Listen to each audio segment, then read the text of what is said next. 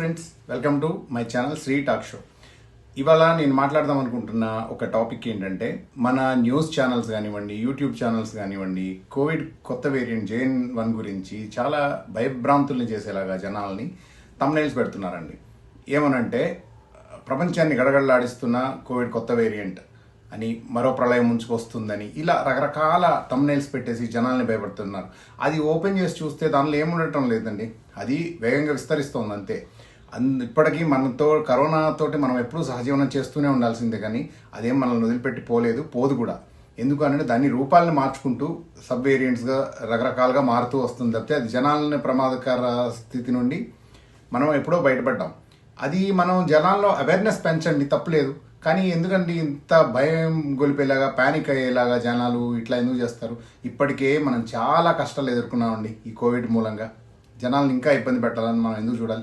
మనకున్న social responsibility ఏంటంటే జనాన్ని అప్రమత్తం చేయండి, అంతేగాని భయభ్రాంతులకు గురి చేసి వాళ్ళు ప్యానిక్ అయిపోయేలాగా లేనిపోంది దీని నుండి ఇంకో ఏమన్నా రోగాలు, ఇంకేమన్నా ప్రాబ్లమ్స్ వాళ్ళకి వచ్చేలాగా, బీపీలు పెరిగి హార్ట్ అటాక్లు వచ్చి మళ్ళీ ఏదో వచ్చేస్తుంది, పిల్లల్ని ఎక్కువగా అటాక్ చేస్తుందని ఇవన్నీ చెప్పడం వలన ఉపయోగం అయితే నాకేం కనిపించడం లేదండి.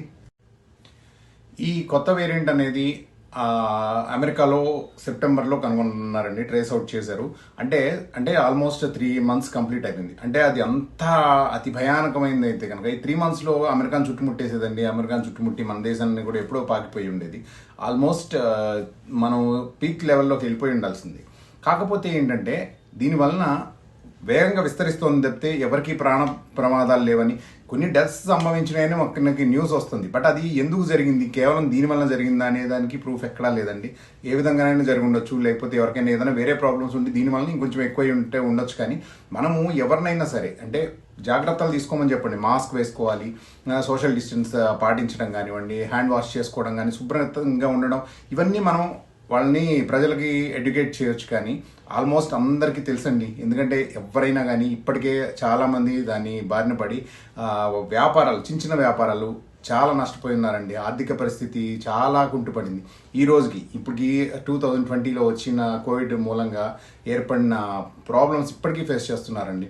ఆ వ్యాపారాలు చాలా మూలన పడ్డాయి. వాటిని మళ్ళీ పికప్ చేసుకొని ఇప్పుడిప్పుడే కొద్దిగా కుదిరిపడుతున్నారు. అందులో నేను కూడా ఒకడిని.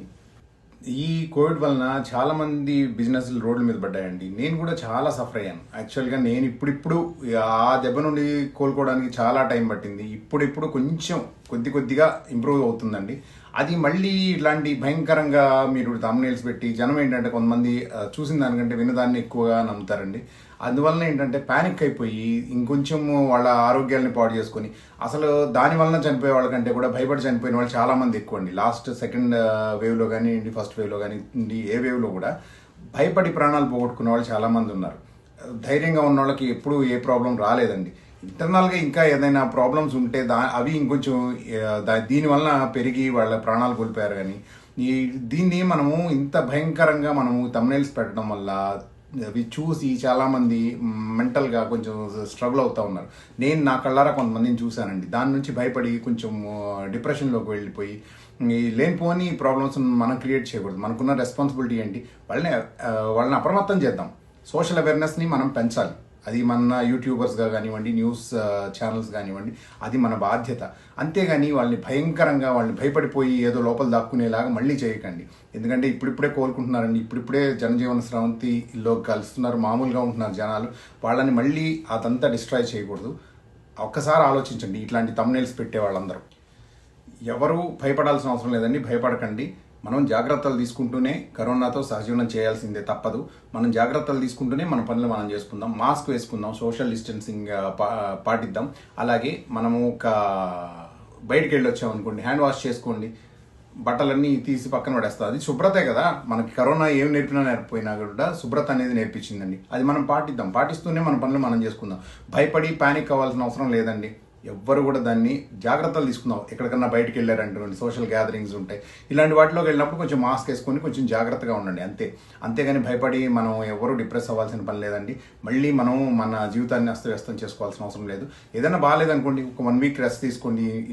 అది మనకి ఏదైనా అటాక్ అయిందనుకోండి, జలుబు, ఇవన్నీ ఇప్పుడు ఫ్లూలు వస్తూనే ఉన్నాయి, మనకు అప్పటి నుండి జరుగుతూనే ఉన్నాయి. మనం సహజీవనం చేయాల్సిందే కరోనాతో, అది మనల్ని వదిలిపెట్టిపోదు. మనం తగిన జాగ్రత్తలు తీసుకుంటూనే మన పనులు మనం రెగ్యులర్ వర్క్లన్నీ చేసుకుందాం. ఎవ్వరు భయపడకండి. దయచేసి ఎవరు కూడా ఎవరిని భయపెట్టకండి. నేను ఒక యూట్యూబర్ని, నేను కూడా పెట్టుకోవచ్చు. మన వ్యూస్ కోసమో లేకపోతే మన వీటి కోసమో మనము జనాల్ని భయభ్రాంతులు చేయాల్సిన అవసరం లేదండి. దయచేసి అందరూ జాగ్రత్తలు పాటిస్తూనే ఎవరి పనులు వాళ్ళు చేసుకోండి. అంతేనండి. మా వీడియోస్ కనుక మీకు నచ్చినట్టయితే లైక్ చేయండి, షేర్ చేయండి, సబ్స్క్రైబ్ చేసుకోండి, పక్కనే ఉన్న బెల్ ఐకాన్ ప్రెస్ చేయండి. Thank you for watching.